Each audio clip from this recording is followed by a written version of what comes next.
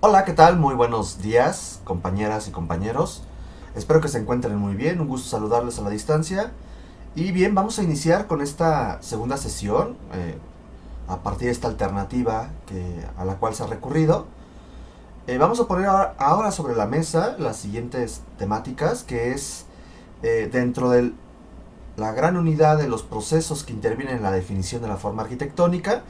Hace 8 días platicamos de forma introductoria, sobre estos elementos de la forma, sin entrar al detalle específico que vamos a entrar en las siguientes sesiones. Vimos algo muy general, ¿no? Sobre primero cómo se puede entender esta idea de lo arquitectónico y cómo lo formal es parte de un sistema en el cual no es solo un elemento, es parte de un sistema. Y eso es importante que nosotras y nosotros lo podamos entender. El día de hoy vamos a revisar estos dos subtemas. Uno es la expresividad formal, la narrativa arquitectónica y su significado, las determinantes culturales del objeto arquitectónico y su forma. Y estas dos se van a referir a lo siguiente. Lo primero es, ok, entendemos que dentro del objeto arquitectónico la forma es uno de sus componentes. Desde este aspecto vitruviano que se vio al final de la sesión anterior. Ahora, dentro de la forma, se suele muchas veces referir a esto con varios términos, como la expresividad formal, que es lo que está expresando la forma.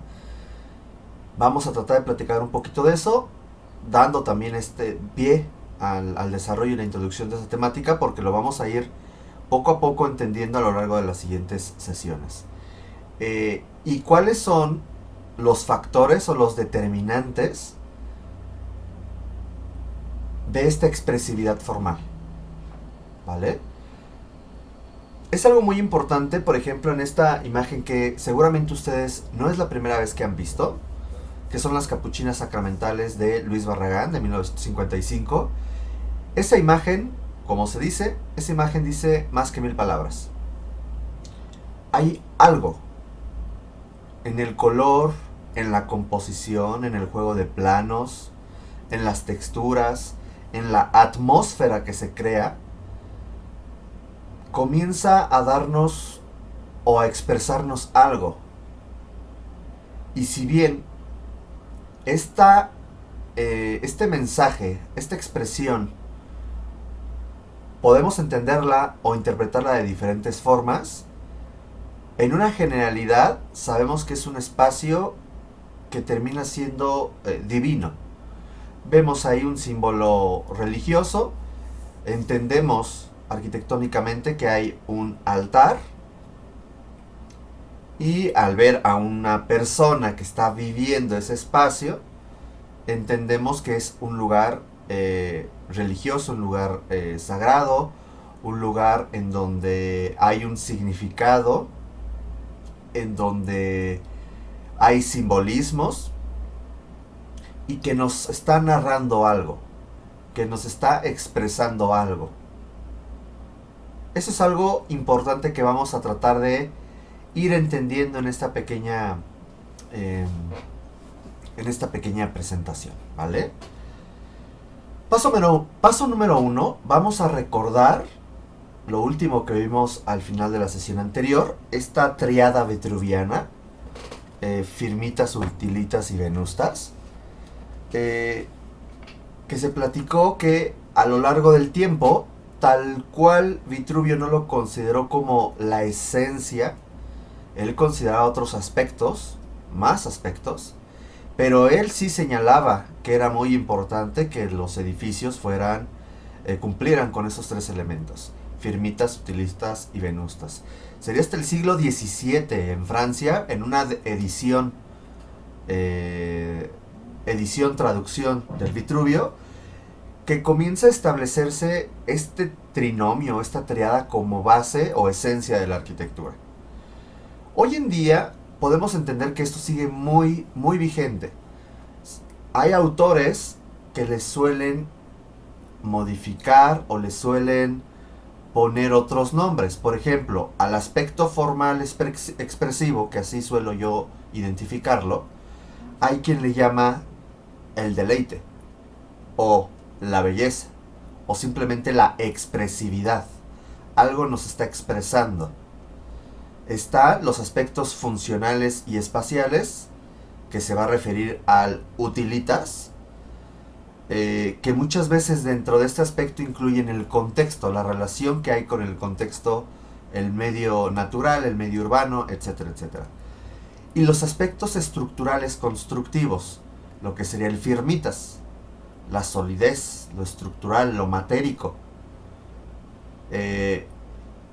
Y dentro de este esquema que estamos observando, el ser humano al centro, en esta conjunción entre lo funcional, lo formal y lo estructural, inmersos, porque así lo veo, inmersos en una total relación con el contexto. Contexto urbano, ambiental, histórico, artístico, económico, social, político, tecnológico, científico, ideológico, religioso, etc. Cada uno de estos aspectos tiene ciertos elementos que se desglosan dentro dentro del rubro. Podrían ser más, podrían ser menos, podrían emplearse otros términos, pero de forma general son los que ahí estoy colocando. Vamos a centrarnos en esta esferita de lo formal expresivo, del venustas. Estamos entendiendo que entonces esta esfera es, por así decirlo, un engrane, un componente que va en una íntima relación con la función y con lo estructural. No podemos pensar en forma si no pensamos que tiene un porqué funcional, o sea, que va a responder a una función, a una relación espacial, que va a responder a secuencias, a recorridos, que va a responder a todo un programa arquitectónico. Pero también no podemos olvidar que la forma, nuestros volúmenes, nuestros cuerpos constructivos, van a responder a elementos materiales, estructurales, constructivos, que harán realidad aquel espacio o aquella serie de elementos arquitectónicos que yo pensé, dibujé y que ahora voy a edificar. Eso es algo importante. Y finalmente, nuevamente lo señalo, la íntima relación con el contexto. La forma va a responder a algo. Y eso tiene que ver con los determinantes y las condicionantes. No nada más la forma, también la función, también la estructura. Son tres elementos que van de la mano y que van a responder a factores internos y externos. Tanto factores de la persona o las personas que demandan este espacio, como los factores externos, que es el contexto. ¿Ok? Teniendo en cuenta eso, bueno, por ejemplo, aquí le estoy poniendo la fotografía de la Mediateca Sendai Toyo Ito, en donde podemos ver que la propuesta estructural de las columnas, vean cómo en lugar de ser simplemente una columna como lo identificamos, un cilindro o un prisma que pasa de un cuerpo a otro, pareciera que es un entramado, una especie de red que atraviesa los diferentes pisos y que además con tecnología, los muros, que son muros diafragma, fachadas cortina, como le quieran llamar, estos vidrios que pueden regular la entrada de la luz, y nos genera algo, nos está expresando algo, porque está cumpliendo un programa arquitectónico, se está construyendo de tal forma, y expresivamente, formalmente, nos genera algo. Eso es lo que tenemos que ir identificando, ¿vale? Cuando hablamos de la expresividad arquitectónica, primero vamos a entender que expresividad, y consultando el Diccionario de Español de México del Colmex, nos dice que expresividad se va a referir a la capacidad que tiene una persona un texto o una obra de arte para expresar alguna cosa. Eso quiere decir que expresividad arquitectónica se va a referir a esa capacidad que tiene en sí el objeto arquitectónico para expresar algo. ¿Qué queremos que exprese nuestro objeto arquitectónico? Y aquí podríamos nosotros y nosotras encontrar al menos 3 términos que suelen emplearse dentro de esta expresividad arquitectónica. El significado, la metáfora y lo poético. Recordemos, y lo que habíamos platicado hace 8 días, la arquitectura no es un arte exclusivamente, tiene una esfera artística, pero también tiene una esfera científica y técnica. Por lo tanto, sí, lo científico y lo técnico es palpable, es tangible, es objetivo. Sin embargo, la esfera artística es subjetiva. Al generar, al proponer soluciones arquitectónicas, como parte de este rubro, esta esfera de lo artístico, evidentemente se requiere una expresividad arquitectónica. El edificio debe de decirnos algo, ¿vale? ¿Cómo nos los va a decir? Hay otros 2 términos que podríamos emplear: el discurso, la narrativa. Pero ¿qué es todo esto? ¿Cómo lo podemos emplear? ¿Son sinónimos entre sí? ¿Es válido siempre emplearlo dentro de nuestras narrativas? Al referirnos, por ejemplo, este es el Camino Real de Legorreta, Hotel Camino Real, vemos que hay un manejo de texturas, de colores, de luz, un juego en el acomodo de los elementos, hay el ruido del agua, el contraste entre lo natural y lo construido por el ser. Hay una serie de elementos que nos están estimulando, que nos bombardean de información y que nuestro cerebro, a partir de los sentidos, va a buscar captar la información, ordenarla e interpretarla. Cuando existe una coherencia entre estos diferentes elementos expresivos, nos da un mensaje, o, aunque no sea específicamente un mensaje, nos genera un algo, una emoción, un recuerdo. Y eso es algo muy importante que debe de buscar la arquitectura: expresarnos algo. ¿Todo tipo de arquitectura nos expresa algo? Sí, esto también es un hecho. Vamos a ir desmenuzando estos conceptos a partir de definiciones para ir entendiendo qué onda con estos conceptos, ¿vale? Primero, estos 3 conceptos que por ahí puse en la diapositiva anterior. Significado. ¿Qué rayos es el significado? Como definición del Diccionario Español de México, nos dice que el significado se refiere al objeto, a la acción, relación, idea. Las ideas, acuérdense que se generan aquí, son conceptos. O emoción. La emoción ya es una respuesta que se da dentro de nuestro cerebro ante un estímulo. Se genera una percepción. Nuestro consciente, nuestra conciencia genera una imagen, y esa imagen genera un estímulo, una respuesta, y esa respuesta puede ser una emoción, ¿ok? Al que se refiere o remite cierta expresión lingüística, cierta representación artística, un sueño, un gesto. Si alguien sonríe, sabemos que esa acción tiene un significado. Si alguien llora, esa acción tiene un significado. Si alguien soñó con con un balón, debe tener un significado.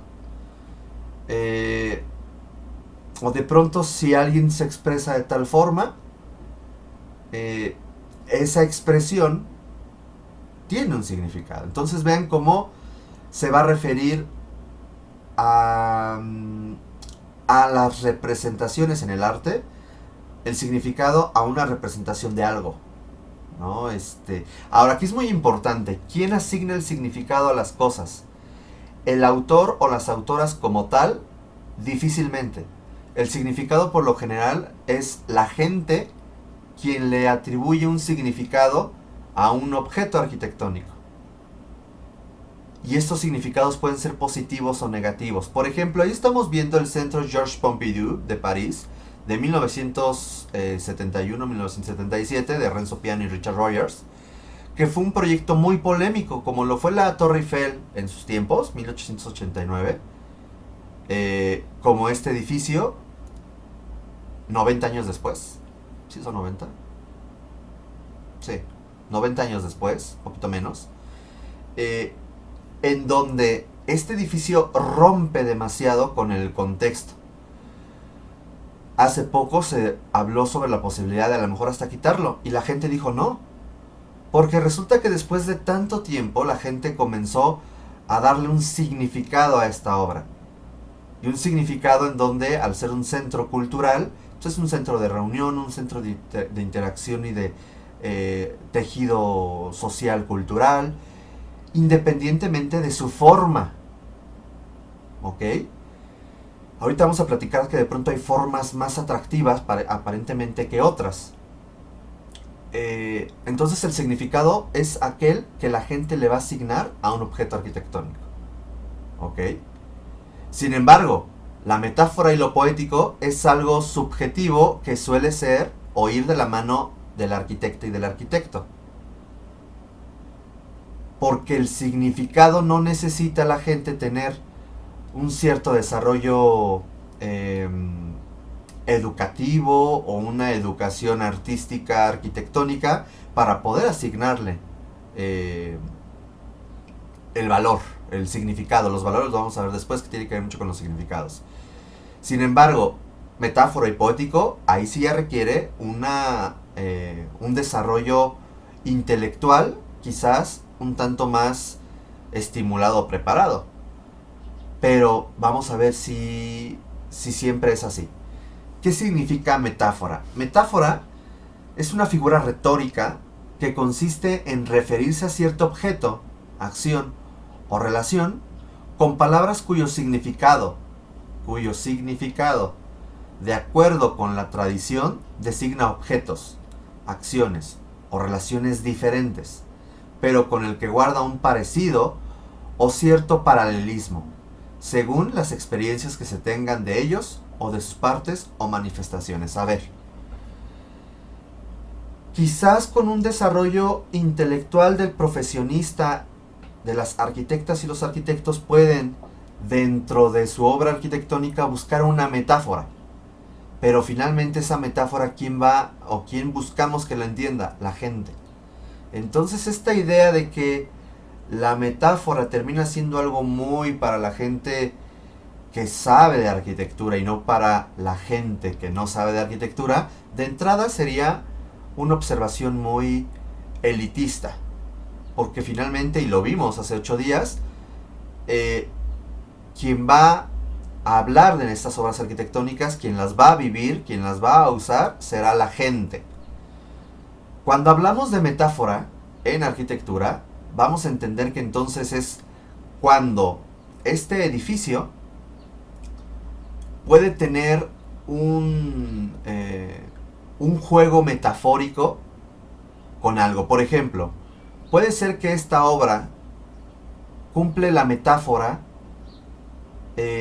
disruptiva con la traza y el paisaje urbano tradicional, academicista de París, y que nos puede representar en los 70s este desarrollo o esta búsqueda del desarrollo tecnológico y del desarrollo capitalista de ese entonces.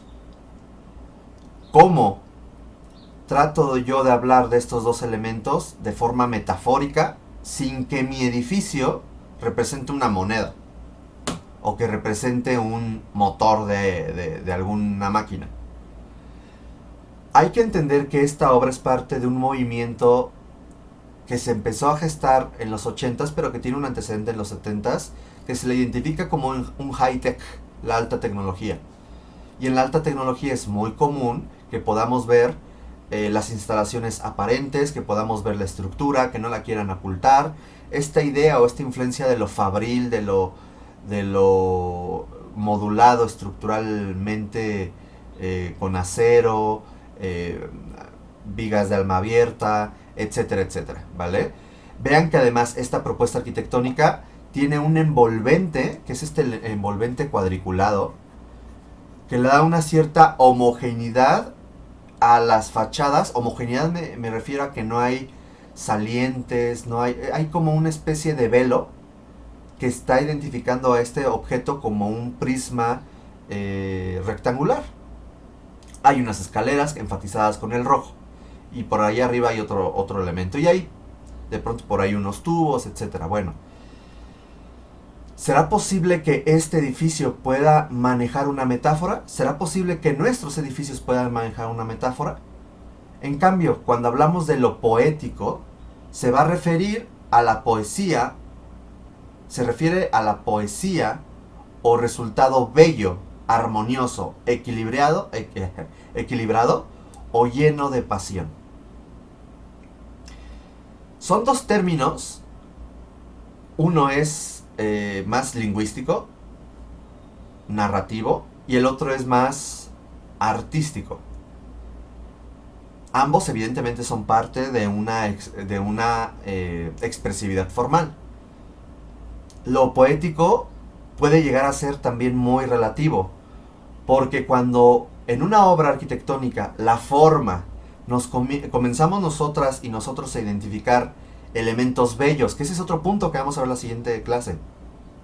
Lo bello, ¿qué es bello? ¿Qué es armonioso?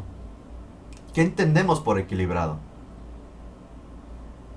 Nosotras y nosotros como occidentales tenemos, por así decirlo, un chip que nos hace entender que hay ciertas cosas que a la vista nos agradan. La simetría, la organización de las partes, que haya una lógica en el acomodo de las cosas o de la composición, que haya ciertos elementos que entendamos como agradables a la vista, que tiene que ver mucho con una propuesta de composición, que insisto, lo vamos a ver más adelante. Por lo tanto, es válido que de pronto la arquitecta o el arquitecto, o un estudioso, un crítico de arquitectura, un estudiante de arquitectura, etcétera, llegue y diga: aquí estábamos observando un objeto arquitectónico cuya expresión poética, al decir poético, se refiere que estamos refiriéndonos a ello, a lo bello, lo armonioso, lo equilibrado, lo lleno de pasión. Esta expresividad poética genera una inmersión al usuario, al habitador, que de pronto camina sobre y empieza uno a generar ciertas narraciones, ciertos discursos, son dos palabras que ahorita vamos a revisar, que de pronto pueden jugar con estos términos y de pronto incluir la idea de la metáfora y de pronto también señalar que la gente le ha asignado un significado. Esta obra tan disruptiva podría significar además la búsqueda de una nueva forma de entender la arquitectura. Ya no es ni el movimiento moderno, porque son los 70s, ahora es el postmoderno. Ya no es el movimiento moderno, que son cajas de vidrio, pero tampoco es la arquitectura academicista, eclecticista de finales del siglo XIX, principios del siglo XX.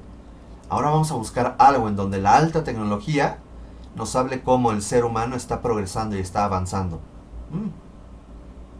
Esa es una interpretación a partir de lo que se está viendo, del contexto cultural, social, económico, político que se está viviendo, de los significados que la gente le ha dado, del significado que puedo yo darle, de las metáforas, no sé, podríamos decir que esta obra es poética. Para los puristas dirían que no, pero yo veo que hay equilibrio. Dices, es que hay mucho ruido visual.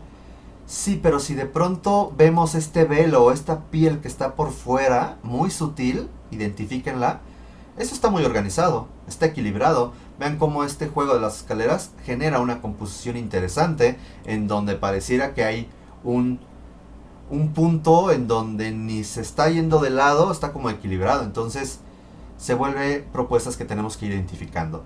Si hablamos de discurso y narrativa, que fueron dos cosas que empleé, narrativa es un concepto que pedimos prestado de la literatura. La narrativa se refiere al conjunto de novelas, cuentos y en general obras literarias que narran o cuentan alguna historia. Eso es importante. ¿Cómo puedo yo estar frente a una obra y que esta obra me esté contando una historia? Eso también es una forma de expresarse formalmente. Entonces vean, si la narrativa, o sea, la historia que me va a expresar un edificio, se va a apoyar en significados, en metáforas, en elementos poéticos, es válido que cuando la persona esté frente al edificio, aunque no sea un estudioso de la arquitectura, sino sea aquella persona que va a vivir, que va a disfrutar el espacio, pueda sentirse en armonía, a gusto en ese espacio y que comience a percibir un montón de estímulos y esos estímulos algo le están generando. Recordemos que el arte podríamos mencionarlo como un medio de comunicación en donde las artistas, los artistas, la gente que le pagó a esos artistas tratan de comunicar algo, generar una emoción, generar un sentimiento. Y podríamos incluir nosotras y nosotros generar una percepción, que en breve platicaremos. El discurso, a diferencia de la narrativa, aquí tengo dos acepciones. Discurso, una exposición oral que manifiesta o expresa sentimientos o pensamientos, cosa que eso no lo dice la narrativa. La narrativa nos dice como una historia, ¿ok? Particularmente la que se hace ante un público sobre un tema en general, de carácter formal, solemne, etc. Bueno, eso tiene que ver mucho con el tema retórico, el tema oral, pero me gusta la acepción 3 que dice, es una exposición de algún tema o problema que se trata a través de cierto medio o que tiene características determinadas, como un discurso cinematográfico, un discurso poético, un discurso psicoanalítico. Podríamos nosotras y nosotros formar una propia definición con este término de discurso. Podríamos decir que es que un objeto arquitectónico, el discurso arquitectónico, se refiere a la exposición a la expresión de sentimientos, pensamientos, que se tratan a partir de elementos compositivos y arquitectónicos, y con eso podríamos señalar con mayor claridad que un discurso arquitectónico nos quiere evocar sentimientos, pensamientos y percepciones. Eso es algo muy importante. Pensamiento, sentimiento. Mientras que la narrativa nos cuenta un cuento, por así decirlo, nos cuenta una historia. Antiguamente, con la escultura y la pintura, en la arquitectura del 19 o en la arquitectura del barroco, la arquitectura renacentista, la arquitectura del gótico, etc., cuando estábamos frente a una fachada podíamos entender que había una narrativa en la fachada a partir de diferentes escenas bíblicas, vida de santos, etc., la pasión de Cristo, la vida de la Virgen, etc. Y cuando yo entraba y vivía la iglesia, el edificio, la catedral, la parroquia, como le quieran llamar, entro y todos los elementos me bombardean de información y podríamos decir que hay un discurso arquitectónico en donde más allá de nada más contarme una historia, me está generando, me está expresando sentimientos y pensamientos, lo cual a su vez me podría llevar a lo poético, a la pasión, a lo armonioso, a lo bello, pero también podría llevarme a representar metáforas, alguna figura que se va a referir a algo o a alguna acción, pero con un juego o un manejo formal diferente. Si quiero hablar de, no sé, ¿cómo puedo generar yo un mariposario? Un lugar donde van a haber mariposas, sin que el edificio sea una forma de mariposa. Tendría que buscar una metáfora para que la gente entienda que ese lugar es para las mariposas. Hacia eso va la metáfora. Y eso es lo que tendríamos nosotras y nosotros que ir pensando también. No nada más en volúmenes. Recordemos, ya lo habíamos dicho, primero hay que pensar en el espacio. El espacio como un vacío contenedor de las actividades y de las necesidades de las personas que van a satisfacer estas necesidades. Un envolvente, que es lo espacial. Este envolvente que es la forma, que son los volúmenes, los cuerpos constructivos. Y estos cuerpos constructivos también tienen que expresar algo. Y ese algo, uno es el que lo va a tratar de definir. Aquí dejamos esta primera parte, compañeras y compañeros. Gracias y en breve continuamos.